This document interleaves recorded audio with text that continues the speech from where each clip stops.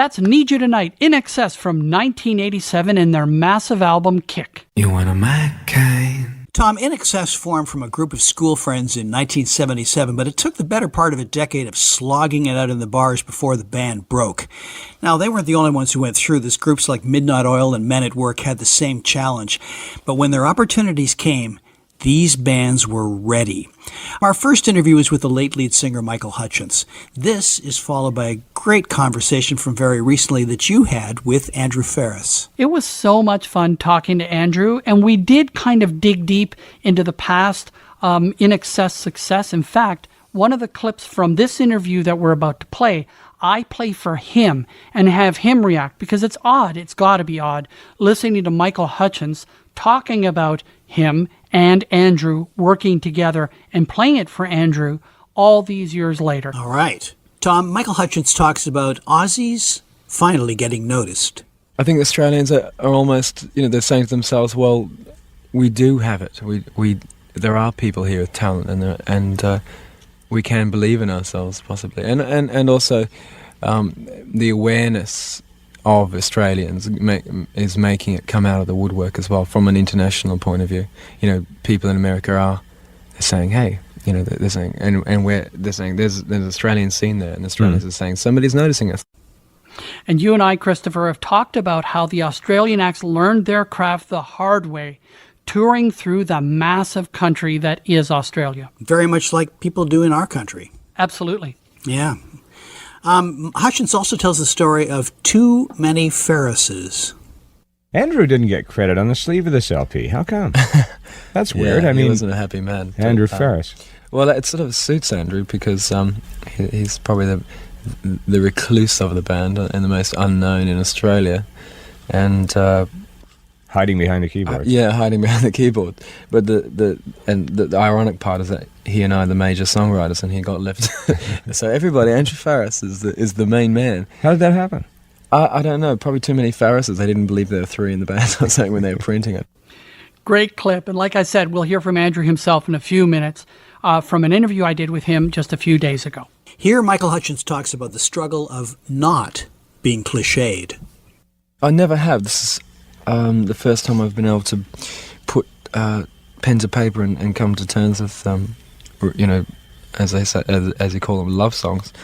Before that, it was fairly, social, political inclined, and I really don't like cliche love songs. So I was trying to write real love songs, or real to me anyway.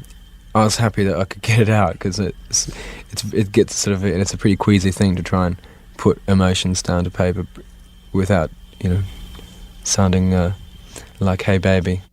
No, indeed. Their songs were not cliches, especially on ballads like Never Tear Us Apart. And what's another great song by them? Don't Change, a great love song done as a rock song. They were really well done love songs, but they were also dark and moody, or they had a rock edge to them. Just great songwriting and great musicianship. And great performances, too. I don't know if you saw them live, but boy, they were strong on stage. Hutchence was a classic lead singer, I thought. Absolutely. He had kind of that Jim Morrison vibe to him on a couple times that I saw them. I saw them probably 3 times. And in that time, they grew so much in popularity, and so they had to project further out to bigger audiences. But they managed to close that gap, and he was a magnetic lead singer. Yeah, for sure. Here he tells the unusual story of the band forming. We had a mutual friend that was writing songs and recording them to take them actually back to America. This was 4 years ago. So, and he got all of us in to do this song. We weren't really that enthused by the song actually, but we all got in and sort of looked around, and none of the Farrisses have ever played music together before this point, you see, strangely enough.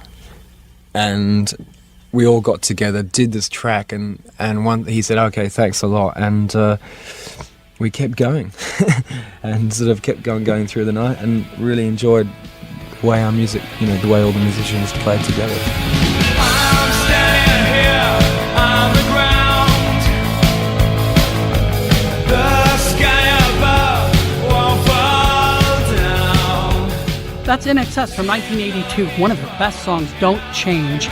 And by the way, we have an interview with Michael Hutchence in episode 110. And this is Michael and Gary from INXS from 1997, just a few months before Michael's passing. So if you're really interested in hearing that, that's episode 110 on Famous Lost Words. Let's leap ahead 38 years. Christopher, this interview was done just a few weeks ago, and it's me in conversation with Andrew Farriss. Okay, Andrew Farriss was, aside from Michael Hutchence, the main guy in INXS. He wrote all of the music pretty much and some of the lyrics, okay? So he was a crucial part of the two-man operation that INXS was from its creative standpoint. Right. They were a great band all told, but these two guys, Andrew and Michael, formed the nucleus of the group. So on October 2nd, Andrew released a new album called Love Makes the World. It's actually an EP, 5 or 6 songs, and it's really mostly kind of a country album. Wow. It's more American roots music. There's a little bit of a twang to it in some of the songs. And some of the songs are pretty good. Some of the songs are really good and sound like they could be INXS songs if you just put Michael on the lead vocals. Oh, wow. And there's one song at the very end that sounds like classic new wave. It has no relation to the rest of the album, which again is mostly acoustic oriented. This last song is like synths and all that stuff, but it's really well done. And you can tell that he's got a great deal of talent. So it was a real pleasure talking to Andrew Farriss a few weeks ago. And we start like we normally do by playing the artist a clip from the past. So Andrew, what we do on this show is we play classic interviews and we talk about them, but sometimes we get to play them for the artists themselves. So what I want to do is I want to play a clip of INXS from 1982. So we interviewed, and it was just Michael in the studio with us, and he was talking about writing songs, but he was specifically talking about writing songs with you. There's actually a really cool bit about how you guys wrote songs together. Well, originally we used to just write purely out of getting into a room together, and whatever came out when we finished was it. And Don't Change is the only song on the album that we did that with. But usually Andrew writes about 6 out of 10 of the songs, and I write majority, just about all the lyrics. And as Andrew and I have had a sort of musical relationship since we're about 14. It's almost an ESP writing situation. We'll talk about ideas when we're at clubs and things. He'll go off and start writing music. I'll start writing the words for it, and we bring it together. And usually, it's, hey, you just wrote what I needed. So that there is Michael talking about how you guys would write together. So what do you think about that? What do you think about what he had to say? And also, obviously there's going to be some emotions with just hearing his voice speaking about you from 38 years ago. But I found it kind of cool that when I went into the archives knowing I was going to speak to you today, that he was there talking about you. Yeah, no, I have mixed emotions about that. But look, to answer your first question, what he said is right. Especially in those years, especially the 80s particular and the early 90s. Actually, the biggest success of INXS was actually in the early 90s. Right. But the thing is that the way we worked together, a lot of it was, I would have sort of music ideas, sometimes lyrics and complete songs, and Michael would bring his lyrics along, and we would sort of try to match them up. He's right. Yeah, it's kind of the way it works. Okay, hold that thought, Andrew. I want to ask you about the heyday of INXS. Oh, and that time you worked with Nile Rodgers, as well as the downside of fame. Stick around. This is Famous Lost Words.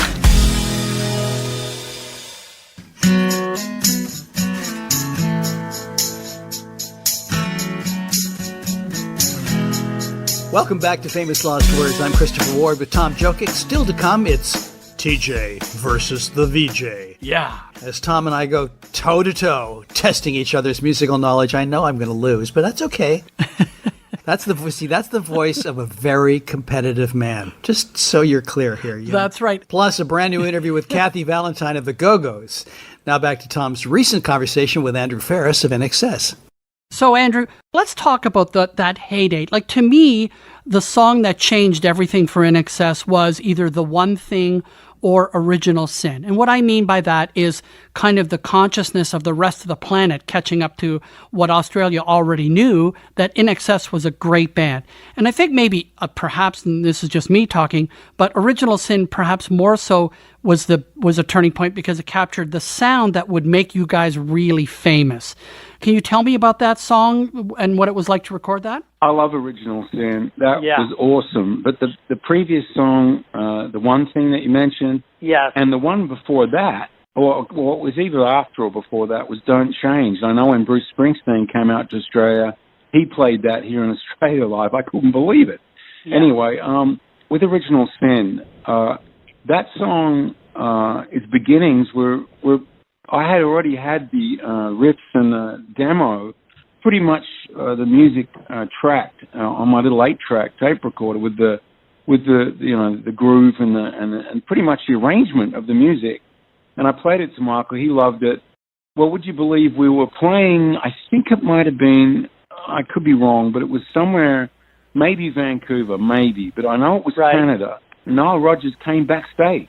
And he comes backstage, and we're like, holy it's not. He's in the room. You know what I mean? Like, we're looking at each other because we knew exactly who he was, Yeah. And he goes, I've been listening to you guys on the radio, and I see you on MTV. I really want to work with you guys. And we're like, look at each other like, really? Wow, okay, let's do it. Well, let's go.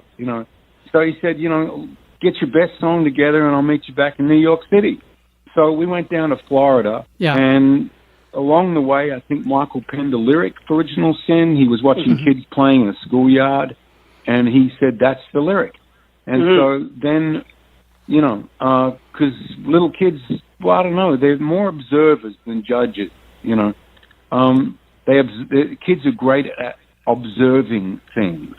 We tend to do that more as we get older, is to judge. But, so when we got to Florida, we rehearsed the song, Original Sin. When we got back up to New York, and we were pretty excited. I mean, I was 23. I guess Michael would have been 22 or something. And we're all young guys. And as we went to load our gear into the power station in New York City, the recording studio, David Bowie's gear was being moved out. Oh. He just recorded Let's Dance, the album. Right. Oh, that's so cool. And now, was Bowie still there? Yeah. And the next day, we moved our gear in. That's right. And then literally the next day. And then Nile Rodgers and Jason Casaro, the engineer, they were the ones that, I think, pretty sure, they were the production team that worked on Let's Dance, for the whole album for David Bowie. When we moved our gear in, we basically had exactly the same kind of opportunity that David had just had, And so, wild, right? And Niall goes, hey, man, you got a chord chart for this thing or something, And I was terrified, I got to tell you. I'm like, yeah, sure, Niall. So I sat down and I kind of scratched out some chords or whatever. I tried to make it look like I knew what I was doing. Right. And even though I had the riff, the guitar riff already written, I knew what I wanted to do. He and Niall and my older brother, Tim Farriss, they tracked the guitar riff in stereo. If you listen to the recording, it's really cool. That's awesome. So it's a really tight riff, right? That dun, dun, dun, dun. That's so great. I love that. But it's both of them playing together simultaneously on the recording. And Daryl Hall sang backup on that. Is that correct? That's true. That was wild in itself because we'd done some backing vocals and we thought they were pretty good. And Niall goes, these are pretty good, but can I make a call? And we're like, sure. So next minute, Daryl Hall walks through the door. You can't imagine what that was like for us. It was just bizarre. That's Daryl Hall. Like he's standing in the room. Yeah. The next minute he's singing on our song. That's amazing. So it was amazing. Well, we got to hear that song right now. Original Sin, INXS with Nile Rodgers and Daryl Hall from 1982. Dream on, white boy. Dream on, black girl. Wake up to a brand new day. So that kind of thing really, that was one of those moments. It was a big moment. And then you guys blew up with the album Kick. So what was that like? That must have been just amazing, great moments happening, but it must have been hard as hell to tour on an album so big. Or maybe that wasn't the hard part. Maybe the hard part was following it up. You know, I always find that when you have massive success, whenever you talk to someone about that, they're very thankful for it. But part of it, they feel like part of it was like a curse, was like a really tough thing to go through. What do you think about that? Yeah, it's a mixed bag. I won't lie. I think it's a bit of everything. I think some folks have really nailed it when they say, you know, it's good and bad. It's not so much you change, but people's perceptions of you change. Right. You know, and what they think of you, or you know, what they... And, hey, folks, it's entertainment. It's just entertainment. Your job is to entertain people. You know, so, like, that's all you're trying to do, really. But then everything else takes on a different dimension. But you're right, it was hard to follow it up. But I'm happy to say, to segue and say, especially following up the Kick album, because I agree, we had 5 top 10 international hits off that one album. It was a monster. And we toured it forever. And it was a huge, huge thing. But the album that followed it up, which is the X album, we celebrate its 30th release on the 25th of September. Excellent. And that was such a great album. Right. But you're right. When you say following up Kick, that was a doozy, trying to actually navigate that. But I'm proud of INXS because we did it. We went and did it. And we did it together. And there's an old saying, and I want to say it anyway, but you can achieve anything in life as long as you don't care who takes the credit and as long as you do it together. That's great. And I love the song My Brother. Can I ask you, was it written for Michael?